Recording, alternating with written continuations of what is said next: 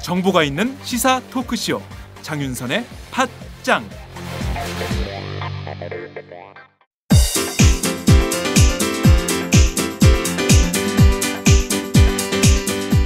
선배님, 문학을 잘 가르치는 대학이 따로 있을까요? 문학? 문학이면 서울디지털대학교 문해창작학과지. 왜요? 다른 학교랑 차이점이 있나요? 서울디지털대학교 문해창작학과는 순수 문학부터 드라마 작가, 라디오 작가, 영화 시나리오 작가까지 커리큘럼이 창작 중심이야. 그리고 책임 교수제를 도입해서 1대1로 학생을 지도하니까 학생들 실력이 성장할 수밖에 없지. 아, 그래서 문단에 데뷔한 사람들 중에서 서울디지털대 문예창작과가 많군요. 그럼 문단에 데뷔하는 사람만 매해 10명이 넘어. 교수진 중에서 문예의 질을 직접 발행하는 사람이 5명이나 된대. 유명 작가들이 동아리 활동까지 같이 하면서 학생들 작품을 지도해준다니까. 그렇구나. 그럼 입학 후에 내가 소설가가 될지 시인이 될지 드라마 작가가 될지 가능성을 알아볼 수 있겠네요. 지금이 입시 기간이죠? 아싸, 결정! 고마워요, 선배. 서울디지털대학교 문예창작학과 신입 편입생 모집 중.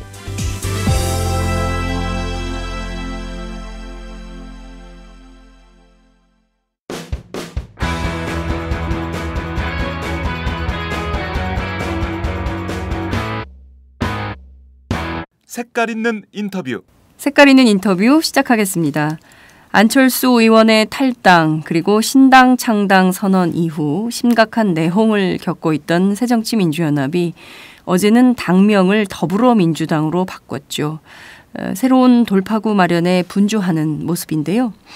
최근 온라인 당원 가입 급증세가 멈추고 또 최재천 전 정책위 의장, 권은희 의원의 탈당 등 이른바 비주류의 탈당 러시는 또 당분간 계속될 전망입니다. 현재 야당의 전통적인 지지 기반으로 알려진 호남 향후의 임원진마저도 현재 집단 탈당해서 천정배 신당으로 합류하겠다 이런 입장을 밝힌 상황인데요. 그야말로 제1야당 위기의 태풍 속으로 들어가는 게 아니냐 이런 전망이 쏟아지고 있습니다. 결국 분당 사태로 치닫는 걸까요? 오늘은 제1야당의 위기 상황, 그 해법은 무엇인지 살펴보도록 하겠습니다. 김영춘 더불어민주당 부산시당위원장을 전화로 연결합니다. 위원장님 나와 계신가요? 예, 김영춘입니다. 네. 저희 팟짱의 첫 번째 출연이세요. 예, 처음입니다. 네. 팟짱에 처음 출연하시면 청취자들, 애청자들을 향해서 뜨거운 연대 인사를 한번 하셔야 되거든요. 인사 말씀 한번 하시죠. 이제 올해도 며칠 안 남은 그런 아주 추운 겨울날인데요. 우리 시청자분들 다 올 마무리 잘 하시고, 올 힘든 한 해였습니다만은 아주 즐겁게 마무리하시고 내년에는 좋은 일 많이 생기는 그런 꿈을 잔뜩 꾸는 그런 멋진 마무리 됐으면 좋겠습니다. 예. 정말 그러고 보니까 한 사흘 정도 남았네요. 2015년도. 예. 어제 당명이 최종 더불어민주당으로 확정이 됐습니다. 더민주당 이렇게 약칭이 정해졌는데요. 새 당명은 어떻게 좀 마음에 드십니까? 글쎄요. 저는 당명이 네. 국민과 더불어서 함께 가는 민주당이다 이런 뜻으로 보면은 참 좋은 이름인데 네. 바둑에도 수순이 있고 정치에도 수순이 중요한 건데 네. 지금 시점이 당명부터 바꿀 시점인가 그런 생각이 먼저 들어요. 그 전에 이름이 새정치민주연합이 저도 마음에 안 들어서 언젠가는 바꿔야지 그런 생각을 했습니다만은 지금 야당이 이제 분열 상황이 있고 앞으로 어떻게 전개될지는 모르겠습니다만은 우리 당이 좀 더 안정되고 단합된 그런 내부 정비 과정을 거쳐야 될 거란 말입니다. 네. 그런 작업들이 일단 마무리되는 마지막 수순으로 네. 당명 개정도 추진이 되고 했으면은 좋았을 텐데. 네. 그래서 이름부터 바꿔놓고 시작한다. 이게 뭔가 좀 수순이 잘못된 거 아닌가 그런 생각을 해봤습니다. 일의 순서가 그러나 이렇게 된 거 할 수 없죠 뭐. 더불어민주당 좋은 뜻이라고 생각합니다. 네, 기왕에 이렇게 된 거 어쩔 수 없다. 그러나 지금 당명부터 바꿀 때냐. 여러 가지 혼란 속에 있는 것을 좀 정돈하고 정리하는 게 먼저 아니냐 이런 말씀을 주셨습니다. 네. 공교롭게도 안철수 전 대표가 입당한 뒤 이 만들어진 새정치민주연합이라는 당명이 사실 그분의 탈당과 함께 사라진 셈이거든요. 예. 언론들도 이 점에 상당히 큰 의미를 두던데 위원장님께서도 여기에 좀 방점을 찍는 편이신가요?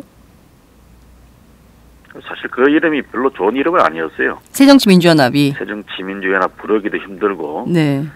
우리나라 국민들 중에서도 그 전체 이름을 다 기억 제대로 하는 분 별로 없었습니다. 그런 의미에서 좋은 당명은 아니었는데. 네.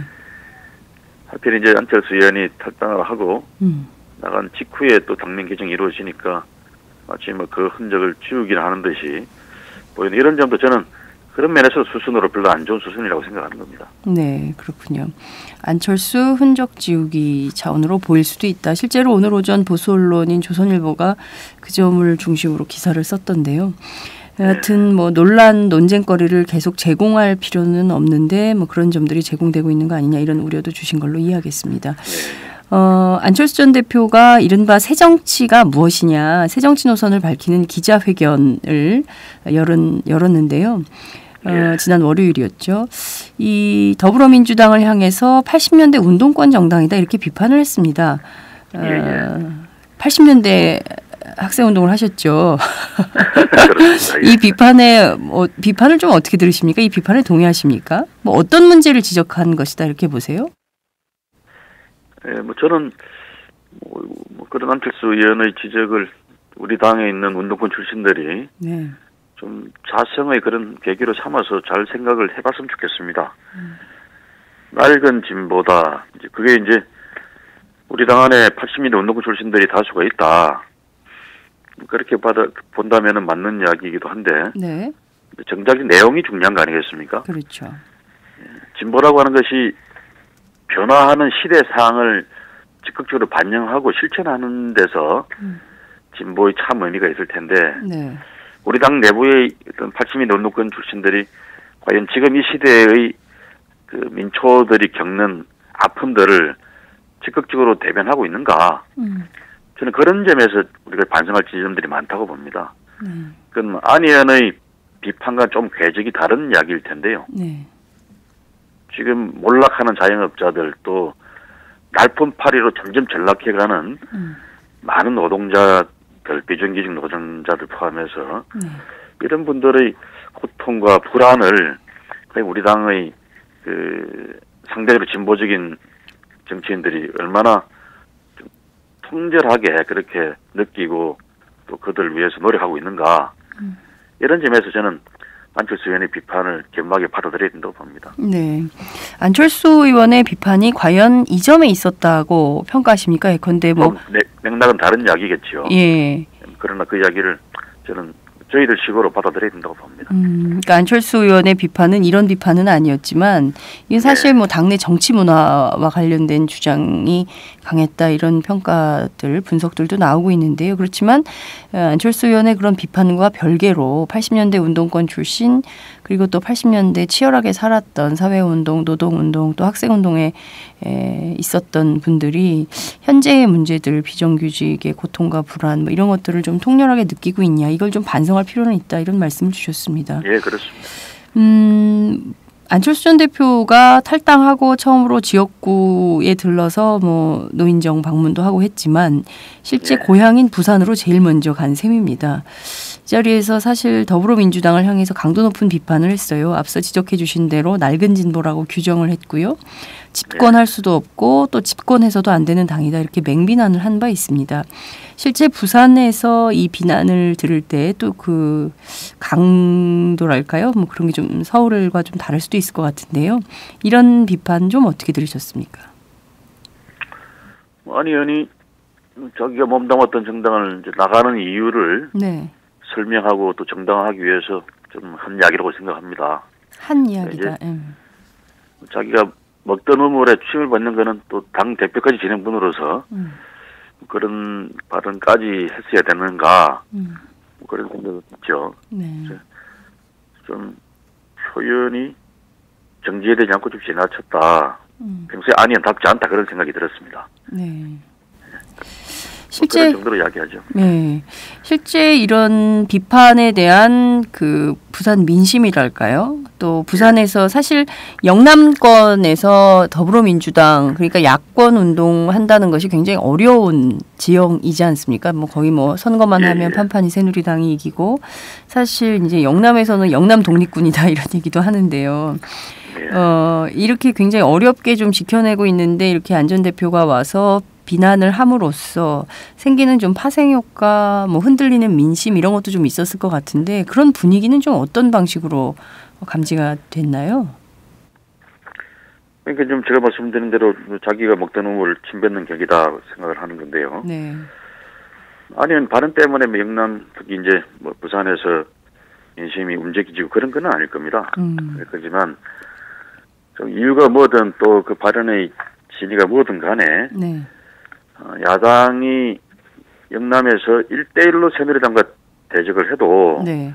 지금 힘이 겹고 이기기가 힘든 상황인데 네.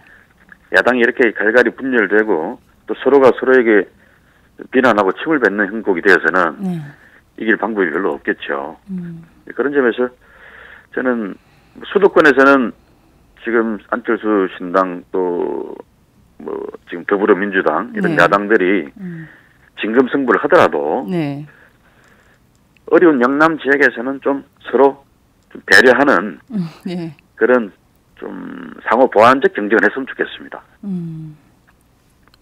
이를테면 이 상호 보완적 경쟁이라는 게 어떤 형태를 말씀하시는 건가요? 이를테면 뭐 이제 총선 다음 주 월요일이면 100일 앞으로 다가오는데 이를테면 뭐 후보 단일화 아니면 무슨 연합정치 노선 뭐 이런 걸 말씀하시는 건가요?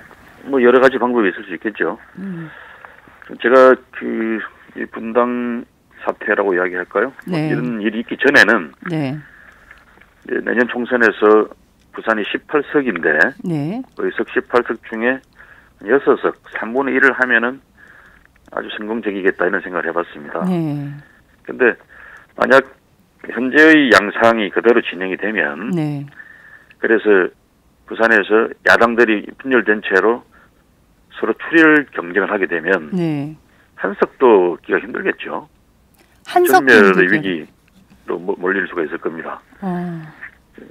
이런 상황을 방지하기 위해서는 좀 서로 이렇게 수도권이나 호남에서처럼 아주 피를 보는 경쟁이 아니라 네. 여기서는 후보가 단일화가 되었든 아니면 뭐 암묵적인 네. 그런 선거 연합이 되었든 어떤 형태가 됐든 간에 네. 좀 서로 상대방 후보 진영 중에서 서로 인정할 수 있는 후보들. 네. 뭐 안철수 신당 쪽에서 볼 때는 실정치 부합하는 인물. 네. 저희들 쪽에서 볼 때는 야권 전체의 진영을 강화시킬 수 있는 그런 인물이다. 그런 생각이 드는 후보들에 대해서는 후보를 내지 않는다든지 네. 이런 방식으로 뭔가 좀 서로 보완적인 경쟁을 해야 되지 않겠나. 그런 생각을 해보는 거죠. 저 혼자 생각입니다. 네. 실제 이런 노력이 필요하겠네요. 말씀하신 대로 분당 사태 전 또 이제 YS 서거 이후에 부산 민심이 상당히 많이 그 야성을 찾아가고 있다. 야도였던 그 원래 본성대로 찾아가고 있다. 이런 보도들도 쏟아졌는데 실제로 부산에서 내년에 최소 전체 18석 가운데 6석 정도는 할 수 있을 것으로 전망했었는데 완전히 전멸 상황으로 몰릴 수도 있다는 것이죠. 굉장히 위기의 상황이라고 볼 수 있네요. 예. 그래서 이런 현상을 우려되는 그 전망을 타개하려면 네. 제가 말씀드리는 그런 좀 상호 파괴적인 경쟁이 아니라 상호 보완적인 경쟁을 통해서 야당의 분열이 이렇게 좀 서로 혁신을 자극하고 네. 더 체근하는 그런 노력으로 격상이 되어서 국민들에게 전달이 되고 저 사람들이 더 잘하려고 노력을 하는구나. 네. 또 그렇게까지 비춰지고 인정이 된다 그러면 저는 부산에서도 6석이 아니라 더 이상도 할 수 있을 거다. 그런 생각까지 해보는 거죠. 그러면 위기를 기회로 만드는 그런 노력을 우리 고민하고 해야 되지 않겠냐. 그런 제안을 하는 겁니다. 네, 위기를 기회로 만드는 제안을 해야 된다. 서로가 인정하는 인물을 내놓고 협상을 할 수 있는 방향으로 가면 좋겠다 이런 당부의 말씀을 주셨습니다. 안녕하세요. 과메기가 생각나는 계절이 되었습니다. 비린내 나지 않고 믿을 수 있는 과메기를 드시고 싶으시죠? 딴지일보 기자가 구룡포 현장으로 찾아와 생산에서 포장, 맛까지 검증한 참 좋은 과메기를 권해드리고 싶습니다. 인터넷으로 참 좋은 과메기를 검색해주세요. 정말 맛있습니다.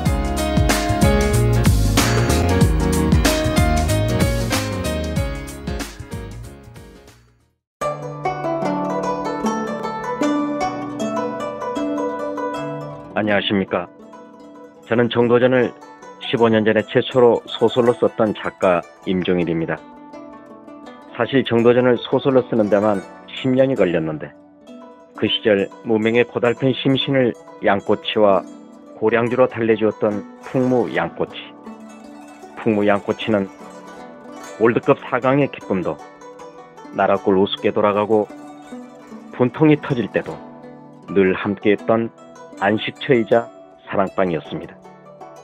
진짜 정의파인 주인장은 세상을 뒤집어엎은 남자 정도전을 누구보다 먼저 알아보았고, 그래서 제 소설 정도전은 역사의 곡이 없습니다. 풍무 양꼬치 역시 맛과 양심이 살아있습니다. 좋은 사람끼리는 꼭 만나야 합니다. 어떻습니까? 오늘 풍무 양꼬치에서 만납시다. 2호선 구로 디지털 단지역으로 오세요. 예약 문의 02809-9292 02809-9292. 팟짱 애청자라고 하시면 정성 가득 담긴 서비스도 나갑니다. 풍무 양꼬치 대전 테크노밸리점 12월 28일 그랜드 오픈.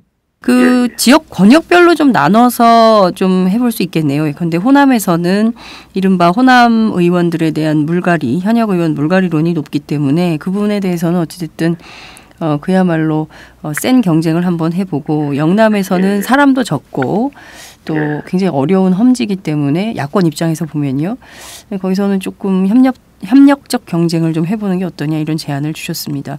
실제 이 문제를 문재인 안철수 두 정치인이 적극적으로 해보면 좋겠다 이런 생각도 좀 드는데요. 어찌됐든 중앙당에서 개입을 하지 않아도 됩니다. 중앙당에서 개입하지 않아도 된다. 그럼 어떤 차원에서? 지방당끼리 네. 서로 긴밀히 상호 소통하면서 네.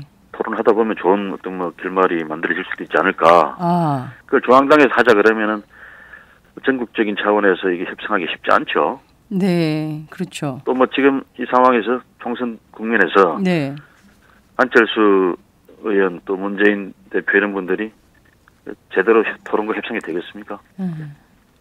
그래서 굳이 이런 문제들은 중앙당이 개입하지 않아도 지역에서 자율성과 어떤 주도권을 가지고 일을 하다 보면 해결이 될 수도 있는 거죠. 네, 그렇군요. 모든 일을 다 중앙당이 다 개입하고 결정하겠다, 안 그래도 됩니다. 그 협상의 키를 우리 지역위원장님이신 김영춘 위원장께서 맡아서 하시면 오히려 더 잘 풀릴 수도 있겠다는 생각도 좀 드는데요. 네. 그 실제로 안철수 의원으로부터 함께 정치를 하자는 제안을 수차례 받은 걸로 알고 있습니다. 왜 합당하기 전이죠. 합당하기 전. 그 이후에 이번 탈당 과정에서는 제안은 없으셨나요? 예, 없었다고 이야기를 드립니다. 없었다. 왜 웃으세요? 예? 없었다. 아니, 안철수 의원이 저한테 그런 이야기 한 적 없어요. 전혀 없습니까? 예, 없습니다. 네, 알겠습니다. 자, 내년 총선을 앞두고 지난 21일 부산 진갑 지역구의 예비 후보로 등록을 하셨어요. 2012년에 이어서 두 번째 도전인데요. 주변의 평가 그리고 서울 심지어 정치부 기자들도 김영춘 위원장은 진짜 4년 동안 정말 딴 생각 안 하고 부산에서 오로지 밭만 가른 농부였다. 표밭을 갈아온 농부였다. 이런 평가가 나오고 있는데요. 어떻습니까? 이번에는 좀 그 승산이 좀 있죠? 예, 뭐 저는 그렇게 믿고 열심히 뛰고 있습니다. 이제 부산 진갑뿐만 아니라 4년 내내 제 고향인 부산을 위해서 열심히 뛰어갔고요. 부산 정치의 변화 또 부산 시민들의 삶의 질을 높이는 그런 작업을 집중해서 노력해 왔습니다. 이제 부산 진갑을 출마 지역으로 정하고 지금 이제 예비후보를 등록하고 뛰고 있는데요. 네. 지금 상황에서 우리 지역 주민들은 저 김영춘 개인에 대해서는 신뢰도 보내고 네. 뽑아줘야 되는데 이야기를 합니다만은 역시 이제 당이 문제다 뭐 이런 이야기를 많이 하시죠. 그래서 저는 제가 몸담고 있는 야당에 대해서도 새누리당보다는 훨씬 나은 당이다. 네. 그런 자부심을 가지고 그분들께 말씀을 드립니다만은 이렇게 분열이 되고 서로가 서로에게 이 총질을 적전 분열을 해대면서 총질을 하는 이런 상황에 대해서는 제가 도저히 뭐 이렇게 얼굴을 들고 설명을 드리기 힘들어요. 그런 점에서 저는 서울 정치가 중앙당이 이 흠지에서 싸우고 있는 이 야당 후보들 향해서 좀 도와주지는 못할 망정 좀 방해는 안 했으면 좋겠습니다. 그런 면에서 우리가 몇 달 전부터 계속 이야기하고 있는 혁신과 단합이라는 네. 두 가지 가치가 지금 박근혜 정부 아주 과학스럽게 이 시대를 거꾸로 지금 되돌려 놓고 네. 막 폭주하고 있는 그런 박근혜 정부를 견제하고 총선에서 좀 힘을 빼기 위해서라도 네. 우리가 그냥 막 단합해야 되는데 네. 애를 이렇게 자기들만 잘났다 그러고 막 싸우고 그러는지 네. 저는 도무지 이해하고 인정하기 힘듭니다. 네. 그 이른바 서울의 정치에서 지금 뭐 싸우고 그렇지만 험지에서 정말 어렵게 싸우는 새누리당과 맞서서 또 박근혜 정부를 향해서 극악스러운 폭주를 막기 위해서 애쓰는데 최대한 도와주지는 못할 망정 방해는 말아야 되는데 어떻게 이럴 수가 있냐 이런 한탄을 하신 것 같습니다. 부산에서도 그렇고 대구에서도 그렇고 이른바 이제 김김 브라더스, 김용춘 위원장 또 이제 대구의 김부겸 후보 이런 분들에 대해서 그 사람은 좋은데 당 때문에 어렵다 이런 게 굉장히 오랫동안 되풀이 되는 것 같아요. 이게 뭐 그 사실 비단 최근에 있었던 그런 분당 사태 때문만은 아니지 않냐라는 생각도 드는데요. 그런 이른바 프레임이랄까요? 그런 걸 좀 깨기 위해서는 좀 어떤 노력이 필요하다고 보세요? 저는 그런 점에서는 안철수 의원의 비판을 저희들이 좀 제대로 수용할 필요가 있다고 생각을 합니다. 그 뭐 낡은 진보 뭐 이런 것도 한편에서는 저는 비판의 맥락이 좀 잘못됐다고 보기도 하지만 네. 일단 이미지가 이제 그렇게 비춰지는 것은 우리들의 책임인 거죠. 그래서 좀 특히 이제 젊은 세대, 20, 30대 젊은 세대들이 볼 때도 우리 당이 좀 쿨하지 못한 면이 있을 것 같아요. 네. 그런 면에서 좀 진보라도 좀 현대적이고 합리적인 진보로 좀 거듭나기 이런 노력이 한편 경주가 돼야 되겠고 네. 그러나 또 한편에서는 패션의 문제만이 아닌 네. 진정성의 문제 이런 게 또 국민들이 전달돼야 될 텐데 네. 아까 제가 모두에 말씀드린 대로 진짜 이 1,000만 비정규직 노동자들 또 아주 힘들게 지금 생활을 영위하고 있는 1,000만 자영업자들 네. 한계적 자영업자들 네. 이런 분들의 고통과 그 목소리를 우리가 좀 대변하는 그런 노력을 일관되고 집중되게 좀 노력하는 네. 그런 당의 모습 뭐 이런 양면에서 다 좀 혁신의 작업이 이루어져야 되지 않을까 그런 아쉬움이 큽니다. 네, 그렇군요. 그렇게 노력을 해야죠. 예, 말씀하신 대로 정말 뭐 일부에서는 을지로위원회 활동도 열심히 하고 뭐 그 활동에 성과도 있다곤 하지만 그것이 당 전체가 그렇게 헌신하고 있다 이런 모양새를 보여주지 못한 점은 스스로 반성하고 노력해야 될 점이다 이런 지적을 해주셨습니다. 예. 그 부산에서요 문재인 안철수 출마해라 이른바 험지 출마론 이렇게 막 떠올랐는데 지금 문재인 대표의 경우에는 총선에 출마하지 않고 대선으로 직행한다 이런 입장인 것 같더군요. 그러니까 안철수 전 대표 그리고 안철수 의원 그리고 문재인 대표의 부산 출마와 관련해서는 좀 어떤 입장이세요?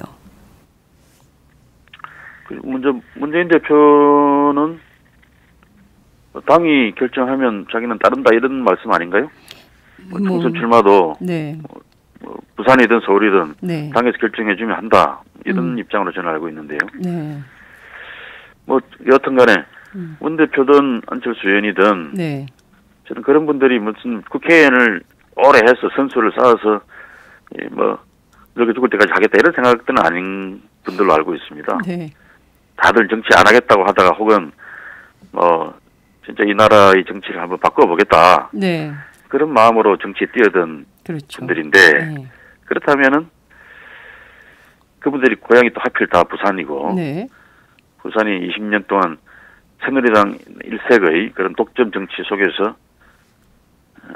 부산도 힘들어졌지만 네. 대한민국 정치 전체가 특히 영남을 중심으로 새누리당 패권 네. 속에서 우리 정치가 선진화되지 못하고 비틀거리는 면들이 많으니까 네. 부산에서부터 한국의 정치 혁명, 혁신을 만드는 작업도 정치 지도자로서는 중요한 어떤 선봉의 역할이겠죠. 그렇다면 그 두 분이 다 저는 부산에 출마해서 네. 부산도 바꾸고 대한민국의 정치도 바꾸는 그런 작업에 앞장서는 게 그분들의 정치 입문의 어떤 동기나 어떤 그 자세로 볼 때는 부합되는 일이 아닌가. 네. 그런 차원에서 제가 요청도 하고 뭐 계속 공개 제안도 하고 그랬는데 네. 아직까지는 응답이 없는 거죠. 그러나 총선이 8달 남았으니까 네. 전 두 분이 다 부산에 출마할 기회는 열려 있다고 생각합니다. 네. 아, 그렇군요. 그런데 지금 상황에서 두 분이 부산에서 출마를 하면 그럼 이른바 이제 부산이 굉장히 뜨거워지는 선거구가 되고 모든 이목이 좀 집중돼서 부산으로부터 출발해서 수도권으로 올라오는 방향으로 정치 혁신을 좀 해보면 어떻겠냐 이런 전망을 내주셨습니다. 예. 부산이 변화가 있으면 네. 부산의 선거 바람이 바뀌면 네. 경남, 울산도 영향이 우선 미쳐질 거고요. 네. 그게 대구, 경북해서 결국 수도권까지도 북상하지 않겠습니까? 저는 그런 기대를 하고 있는 거죠. 네. 그 두 분이 출마를 한다면 아까 6석 아마 이렇게 분당 상태로 가면은 전멸할 가능성도 높다 이런 전망을 해주셨는데요. 그런데 문재인, 안철수 두 정치인이 출마를 부산에 한다. 그러면 부울경 전체 총선 성적표는 어느 정도로 전망을 좀 하세요? 저는 그렇게 되면 부울경에서도 뭐 경남 같은 경우도 김해나 창원이나 네. 양산 같은 도시 지역은 야당 지지 기반이 많이 회복이 됐거든요. 울산도 무슨 야권 진영이 좀 정비가 되고 네. 서로 선거연합이 이루어진다 그러면 역시 괜찮은 지역이고요. 그래서 저는 안철수, 문재인 두 사람이 부산에 출마하면서 경쟁적으로 네.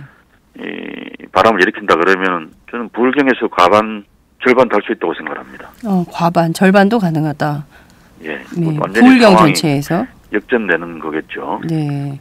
아, 오늘 뭐 그 굉장히 희망적인 일편 좀 그 굉장히 우울한 전망도 있었지만 또 희망적인 전망도 해주셨습니다. 이런 대안이 있다 우리한테. 이게 지금 굉장히 낙심하고 열패감에 빠져 있는데 그러지 말고 이 위기를 기회로 만들면서 문재인, 안철수 두 정치인 과감하게 부산 출마를 통해서 부울경 전체를 흔들어라, 판을 흔들어라 이런 제안도 해주시고 계십니다. 실제로 그렇게 갈 가능성이 높다고 보십니까? 저는 있다고 생각합니다. 네, 안철수 전 대표의 경우에는 여전히 뭐 본인의 지역구는 서울 노원이고 뭐 그 지역을 뜰 이유는 없다. 뭐 이런 얘기를 하고 있고요. 문재인 저도 대표 서울 광진구가 지역구이긴 했습니다만 저는 서울 주민들이 네. 국회의원을 또 해먹기 위해서 뭘 자리를 옮긴다든지 그러면은 비난하고 등을 돌리겠지만 이 나라를 위해서 어려운 싸움을 감당하겠다. 네. 그래서 험지로 가서 출마하겠다고 하면 노원구 주민들께서도 충분히 인정하고 이해해 주실 거라고 믿습니다. 단 이제 안 의원 입장에서는 지금 뭐 상황이 불투명한데 네. 미래부터 그렇게 말할 수는 없는 거죠.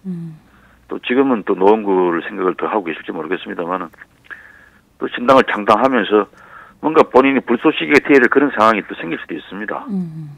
그래서 그런 꿈과 믿음을 버리지 않고 계속 추구하는 게 네. 좀 상황을 좋은 방향으로 자꾸 바꿔가는 그런 밑거름이라고 생각을 하고 네. 계속 주장하고 요구할 생각입니다. 네, 알겠습니다. 안철수 의원의 경우에는 신당 창당 불쏘시개가 될 수도 있기 때문에 그 가능성은 열려 있고 또 노원구 주민들이 또 어려운 데로 가서 한국 정치를 바꾸겠다고 하면 마다할 이유도 없을 것이다. 이런 말씀도 주셨습니다. 당내 현황 얘기를 좀 해볼게요. 어제 또 2명의 현역 의원이 탈당을 했습니다. 이른바 비주류로 분류가 되는 최재천 전 정책위 의장, 그리고 이른바 2012년 국정원 댓글 사건으로 그야말로 유명세를 탔던 권은희 의원인데요. 상징성 있는 두 의원의 탈당 어떻게 평가하십니까? 저는 권은희 의원이야 정치에 안 들어오는 게 더 좋지 않았을까. 정치를 아예 안 하는 게 어떻을까? 네. 논의를 하고요. 네. 최재천 의원의 탈당은 아프죠. 특히 본인이 차기 총선부터 정치에 이제 뭐라 그럽니까? 출마하지 않겠다. 네. 정치 일선에서는 이제 나서지 않겠다. 네. 뒤에서 일을 만들겠다 이런 이야기를 했는데 네. 그런 정도까지 이제 자기 그 입장을 밝히면서 탈당을 했기 때문에 아픈 지점이라고 생각이 듭니다. 다른 그 앞에 탈당한 분들은 사실 뭐 이런저런 이설들도 많이 있죠. 과연 그분들이 무슨 뭐 새정치나 무슨 개혁 정치 기수가 될 수 있는 분들이냐 이런 이야기들부터 해서 많은 이론들이 있습니다만은 최재천 의원의 어제 그 발표는 보고서 가슴이 짠하기도 하고. 네.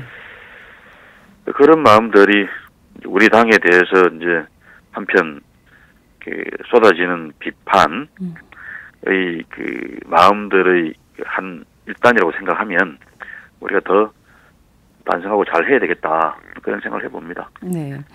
문재인 대표도 저는 그 탈당하는 사람들을 마냥 뭐 문제가 있는 사람 이렇게 보지 마시고. 네. 우리가 뭘 더 고쳐야 되고 내가 또 뭘 더 좀 열린 마음으로 일을 해야 될까 뭐 그런 시금석으로 삼았으면 좋겠습니다. 네, 열린 마음으로 좀 탈당하는 사람들 문제도 좀 잘 봤으면 좋겠다 이런 말씀 주셨는데요.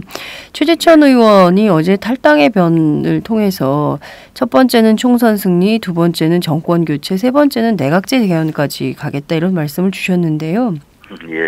내각제와 관련해서는 여러 가지 논란이 좀 있는 것 같습니다. 그리고 또 그렇죠. 그리고 또 이제 새누리당이 주장하는 내각제의 정치적 의도가 또 따로 있는 것이고요. 또 최재천 의원이 말씀하신 내각제 개헌은 조금 다른 의미이긴 할 텐데 실제로 이 방향으로 가는 것이 긍정적이다. 한국 정치에서 이게 좋다. 이런 생각을 좀 하고 계신지 여쭤보고 싶어요. 최재천 의원이 워낙 뭐 그림을 크게 그리는 사람이라. 아, 그래요? 어제 뭐 탈당하면서까지 내각제 개헌을 이야기했는데 네. 그건 또 다른 차원에서 논의돼야 될 문제겠죠. 지금 시점에서 굳이 그 문제를 설렁설레한다는 게 이 상황 정리에 별로 도움이 안 될 것 같습니다. 네, 알겠습니다. 본격 직장인 드라마 공생. 야, 오 과장! 바이어한테 화한 보내라 그랬는데 왜 안 보낸 거야? 아닙니다. 보냈습니다. 무슨 소리야? 화한 하나에 10만 원이 넘을 텐데 지출 내역이 없잖아. 지출 내역이. 착한 콜 화한은 6만 9천 원입니다. 에? 착한 콜? 1800-9222 정직한 가격에 착한 콜 꽃배달 서비스. 가격만 착한 게 아닙니다. 꽃과 화환을 선물하시면 구매 금액의 5%가 어려운 이웃에게 기부됩니다. 딴지마켓을 통해 기부 내역을 검증받은 1800-9222 착한 콜. 대리운전 서비스도 있습니다. 대리운전은 1800-9998, 퀵서비스는 1800-9668입니다.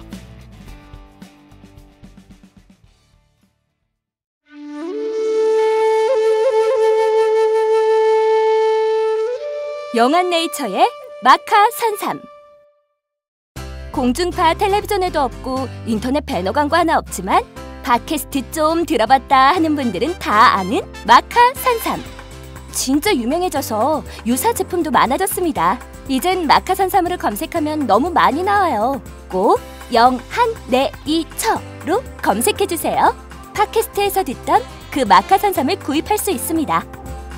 특히 나라 걱정으로 심신이 지친 분들에게 권합니다. 몸에 정말 좋습니다. 내 몸도 나라도 살릴 힘이 납니다. 페루의 마카와 우리나라 산삼, 몸에 좋은 11가지 원료를 모두 하나로 만든 마카 산삼. 마카 녹용과 마카 소아 청소년도 있습니다. 1일 2회 공복에 따뜻한 물과 함께 드세요. 영한네이처 마카 산삼. 네, 저도 팥짱 녹음하기 전에 마카산삼을 꼭 챙겨 먹고 있습니다. 새정치민주연합을 낳았던 산파 가운데 한 분이 바로 김한길 전 대표인데요. 예. 김한길 전 대표도 탈당 쪽으로 기울었다 이런 전망이 쏟아지고 있습니다. 예. 이른바 이 당에서 김한길계로 불리는 이른바 비주류 의원들이 전부 탈당을 하게 된다면 그렇게 해서 안철수 신당으로 가게 되면 일단 교섭단체 구성까지도 가능한 거 아니냐. 이제 둘로 당이 완벽하게 쪼개지는 그런 상황이 올 수도 있다. 이렇게 볼 수도 있을 것 같은데요.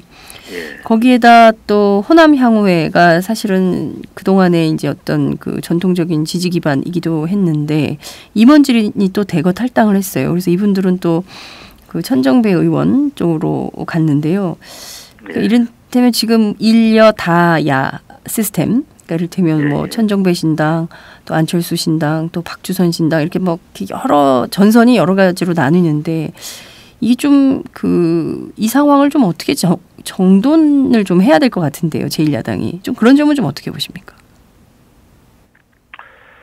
이미 지금 저희 이제 더불어민주당 네. 저희 당에서 그런 흐름을 정리를 할 그런 힘이 지금 없는 거 아닙니까? 그래서 이제 그 흐름 자체가 네. 호남 민심의 전부는 아니더라도 이제 뚜렷한 흐름을 보여주고 있다고 생각이 들어요. 그래서 특히 문재인 대표에 대한 거부감, 또 이런 체제로는 총선 대선 승리가 어렵다 이렇게 인식하는 그 여론의 흐름은 저희들이 어떻게 이렇게 정리하기 힘든 문제겠죠. 네. 그래서 기왕에 이제 이렇게 탈당을 하고 또 분당까지 치닫는 이런 행국을 저는 막을 수는 없다고 봅니다. 없고, 저는 이 흐름이 진행이 될 거라면은 좀 빨리 진행이 됐으면 좋겠어요. 김한길 전 대표의 경우에도 네. 자꾸 이렇게 저렇게 저울질할 게 아니라 네. 탈당을 하는 게 불가피하다고 판단하면 빨리 좀 탈당하시고 네. 그렇게 해서 안철수 신당이 됐든 이렇게 그쪽을 제대로 만들고 말이죠. 네.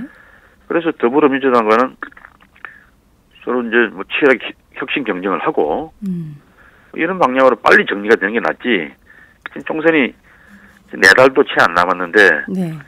계속 지금 더불어민주당 내부가 이렇게 어수선하고 혼란스러운 상황이 계속된다 그러면 이거는 야권 전체로 볼 때도 자해 행위가 될 수밖에 없죠. 네. 저는 그런 점에서 좀 빠른 결단, 빠른 행동이 필요하다고 생각합니다. 네.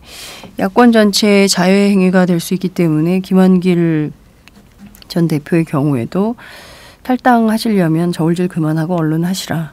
하여튼 안 했으면 좋겠고요. 안 했으면 좋겠지만, 예. 네. 하지만 하늘 김에 당 대표를 지낸 분으로서 탈당이라는 게 참 쉽게 할 수 없는 일인데 네. 그런 면에서 탈당 안 했으면 좋겠습니다. 또 그분이 제 지역구를 이어받은 분이거든요. 그렇죠. 광진구를. 네, 맞아요. 예. 그런 면에서도 예. 우리 광진구 주민들을 위해서라도 좀 이 지역 국회의원이 자꾸 왔다 갔다 바뀌고 이런 게 당직이 바뀌고 하는 게 별로 안 좋은 일일 테니까 저는 좀 개최했으면 좋겠는데 네. 근데 만약에 탈당을 결심하고 있는 거라면은 빨리 결행하는 게 맞는 거죠. 네, 그렇군요. 문재인 대표가 그 지난 주말 수도권 중진 의원들이 이선 후퇴 제안한 바 있는데 내 거취와 관련해서는 더 이상 논란을 허용하지 않겠다 이렇게 밝혔습니다. 예. 문재인 대표의 이런 태도는 좀 어떻게 보십니까? 표현이 좀 과하다 싶더만요. 그분이 그렇게 과격하게 말하는 분이 아닌데 네. 그렇게까지 표현을 했을까 싶은데 자존심이겠죠. 그만두더라도 내가 결단해서 그만둘게 이런 이야기 아니겠습니까? 네. 근데 내가 그냥 당이 어떻게 되든 말든 내가 그냥 던져버리고 그만둔다 이건 무책임하다고 생각하시는 걸 테고 네. 우리 당이 뚜렷이 혁신의 방향으로 계속 치닫고 그 방향이 되돌이킬 수 없는 흐름으로 자리를 잡는다라는 그 믿음이 생기면 그만둔다. 그만둬도 내가 그만둔다. 네. 이런 의미로 저는 이해가 됐습니다. 그렇군요. 실제로 지금 그만두더라도 근데 지금 그만두는 게 옳으냐 그르냐 이것도 좀 그 논쟁의 여지가 있는 것 같습니다. 그 점은 좀 어떻게 보십니까? 뭐 그 예컨대 이제 소위 그 486 정치인들 또 친노 의원들의 경우에는 흔들리지 말고 가야 된다 이런 주장을 하고 있고 또 수도권 중진 의원들은 이선 후퇴를 하시라 이런 주장을 하고 있고 이제 그런 주장이 좀 엇갈리는 것 같아요. 이제 조기 선대위는 수용한다는 거 아닙니까? 그렇죠. 예. 그렇다면 그 선거대책위원회가 사실 이제 선거 전반에 대한 어떤 권한을 가지고 사실상의 지휘탑이 되는 건데 네. 그런 상황에서 문 대표님이 법적 대표의 지위만 유지한다는 게 무슨 큰 의미는 없죠, 사실. 네. 저는 그런 상황에서 문 대표가 계속 대표직을 연연해서 갖고 가실 분이 아니라고 봅니다. 그래서 그 이제 이 상황 전환이라 그럴까요? 네. 이제 그런 흐름으로의 그 전환까지 본인이 만들어주고 그만두겠다. 저는 그렇게 이해를 했습니다. 느낌으로. 네. 이야기해본 적은 없지만. 그렇군요. 그 조기 선대위 체제가 꾸려지면 본격적인 총선 체제로 돌입할 수 있다 이렇게 보시나요? 아니면 또 일부에서는 또 세대교체형 지도부로 좀 비대위를 구성해보자 뭐 이런 의견도 있는 것 같습니다. 현재 뭐 어떤 체제로 당의 리더십을 구축해야 되는 거냐 이런 굉장히 혼란스러운 상황인 것 같은데요. 좀 어떻게 정리하는 게 좋겠다 이런 생각이신가요? 지금 상황에서 선거가 이제 3달여밖에 안 남았는데 네. 무슨 또 비상대책위원회를 꾸리고 그게 또 선거일 뿐만 아니라 당의 전반적인 일까지 다 책임을 지고 감당하기는 어려운 상황입니다. 현재로 볼 때. 현실적으로. 예. 그래서 어차피 당 문제는 혁신위원회가 만들어놓은 안들이 있으니까 네. 그런 안들에 안철수 의원이 탈당하기 전에 제안했던 내용 중에서 수용할 만한 부분을 수용해서 당 혁신자라면 그대로 밀고 나가고요. 네. 선대위가 구성이 되면은 그 선대위가 사실상의 지도부가 되어서 당의 혁신 작업 마무리하고 네. 선거와 관련된 업무들도 전반적인 지휘를 하고 그렇게 가는 게 맞겠죠. 그 선대위 안에 네. 구성을 어떻게 할지 그 아까 말씀하는 그런 뭐 세대 교체형 뭐 지도부를 만들든 네. 그 선대위 구성 안에 반영하면 될 문제라고 봅니다. 네, 알겠습니다. 선대위 안에서 그런 것들을 반영하면 된다 이런 말씀을 주셨습니다. 예. 그 어쨌든 안철수 의원의 탈당 이후에 온라인 당원 가입이 굉장히 급등했습니다. 6만 5천, 뭐 7만까지 이렇게 집계가 됐다는 보도가 있는데요. 예. 실제 뭐 이렇게 많이 10만 이상을 넘는 방향으로 더 확산되는 추세는 좀 아닌 것 같습니다. 그럼에도 불구하고 이렇게 몰려드는 당원 가입의 물결이랄까요? 이건 좀 어떻게 보세요? 어떤 의미가 있다고 보십니까? 우선은 이번에 그 저희 당에서 이제 당헌 당규를 고쳐서 온라인 입당이 가능하게 네. 이제 본인 인정 절차를 이제 제대로 하면 네. 온라인 입당이 되게 바꿨지 않습니까? 네네.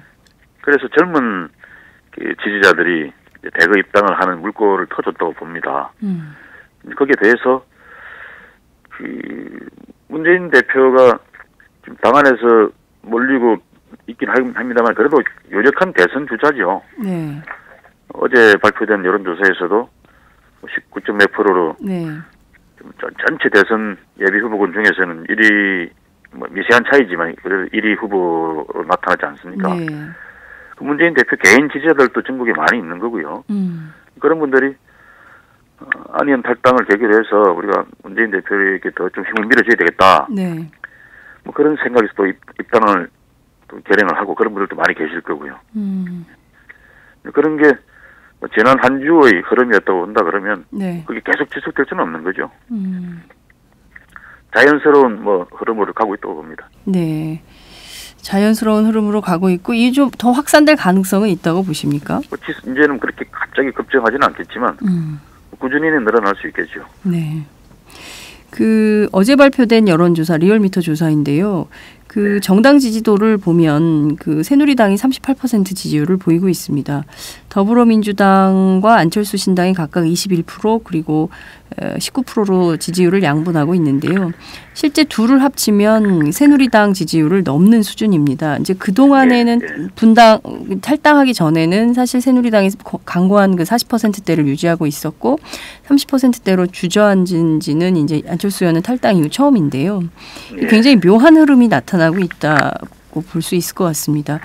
실제로 합치면 새누리당 지지율을 넘는 수준인데 그렇다면 서로 나눠서 경쟁하는 것이 한국 정치 발전을 위해서 훨씬 더 건강한 거 아니냐 이런 분석도 있는데요. 그 점은 좀 어떻게 보세요? 굳이 합칠 필요가 있냐?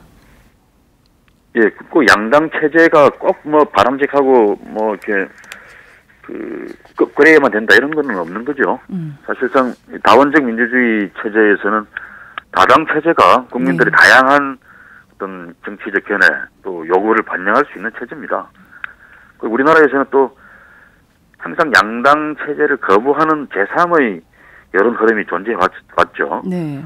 과거에 이제 80년대에는 통일민주당에서 이렇게 그런 흐름이 제3 세력이었다 그러면 그 뒤에는 박찬종 전 의원의 흐름 또 계속 그런 흐름들이 이어져 왔습니다.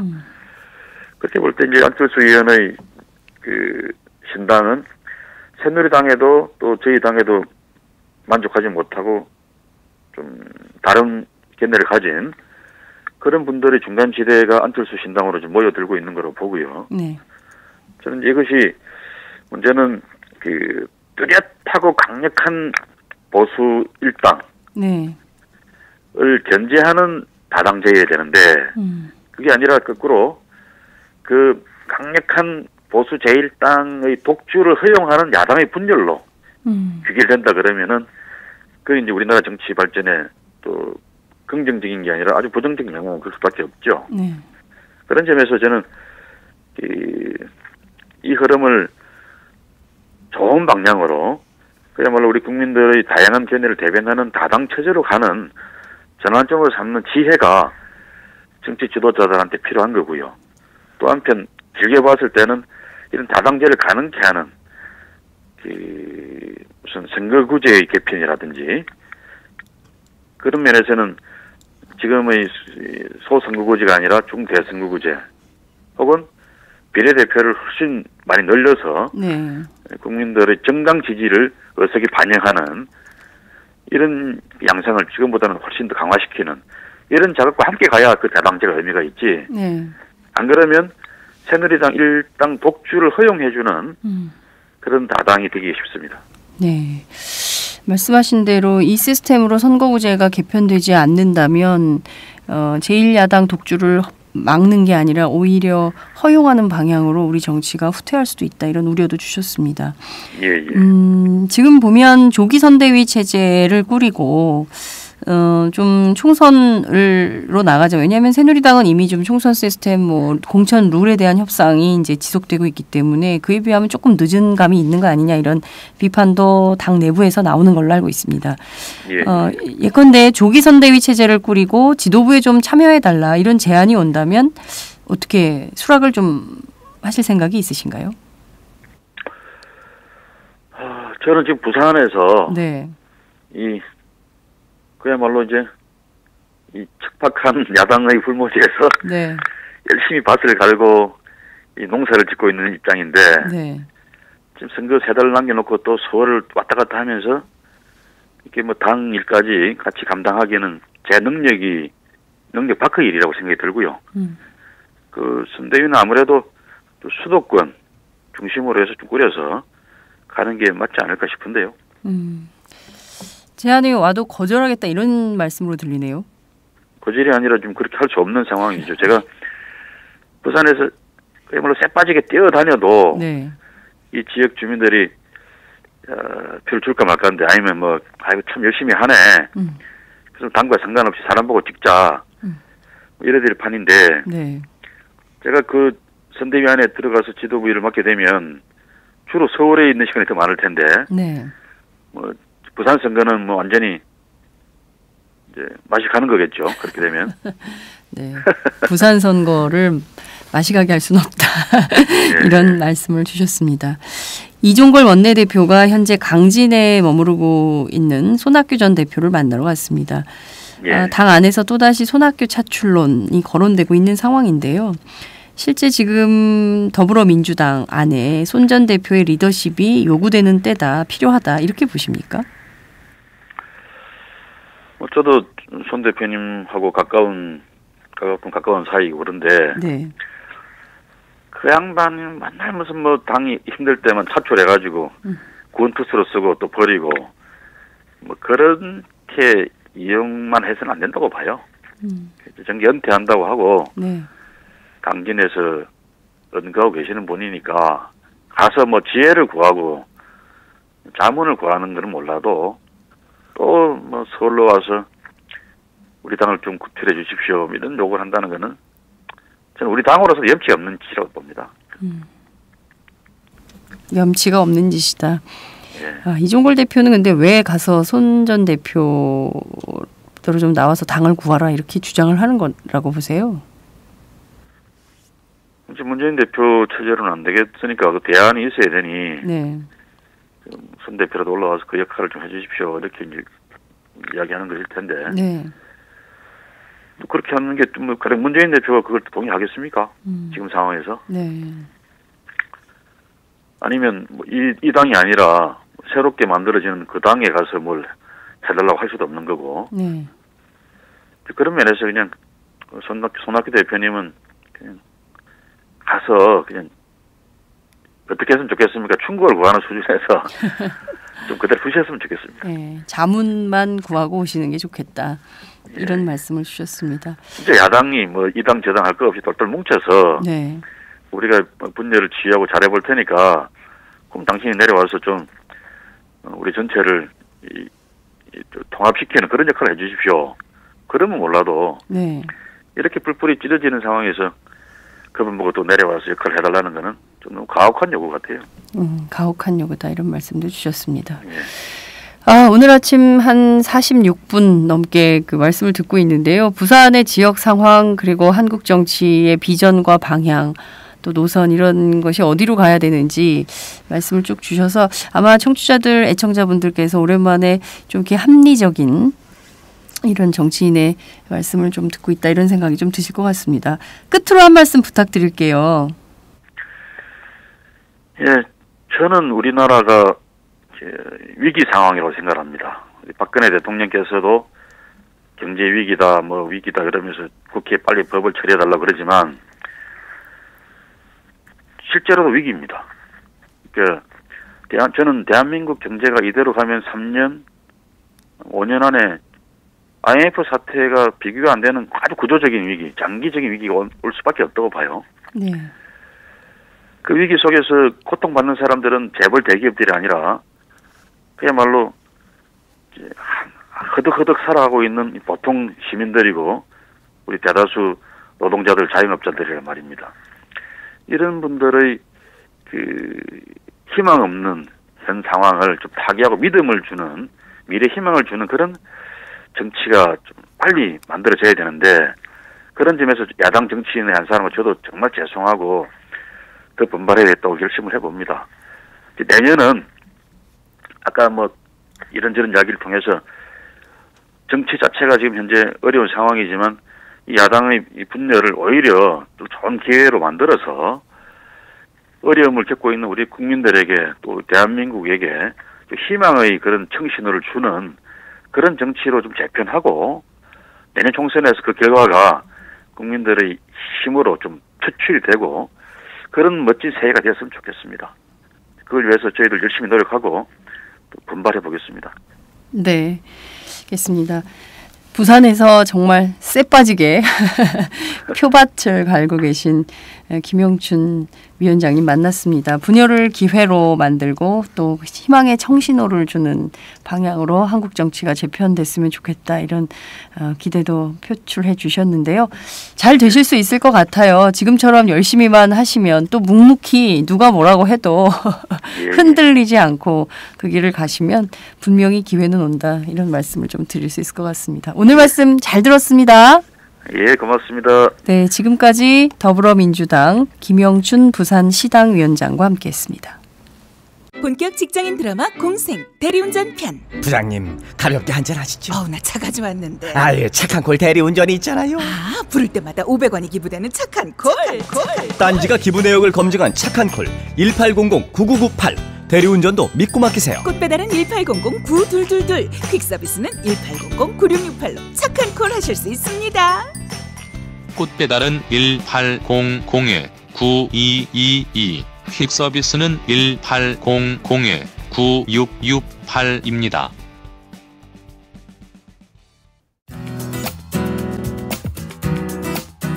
안녕하세요. 오마이뉴스 대표 오연호입니다. 감사합니다. 여러분의 성원 덕분에 바로 어제 오마이뉴스의 10만인 클럽 회원 10,000번째 참여자가 탄생했습니다.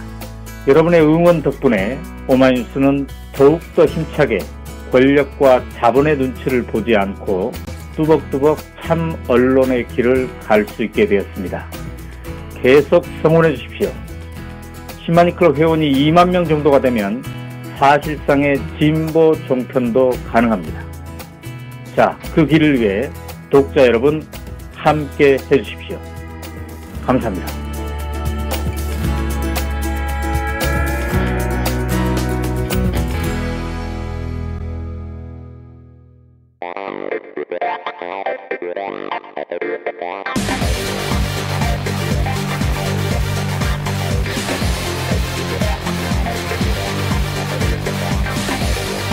정보가 있는 시사 토크쇼 장윤선의 팟짱.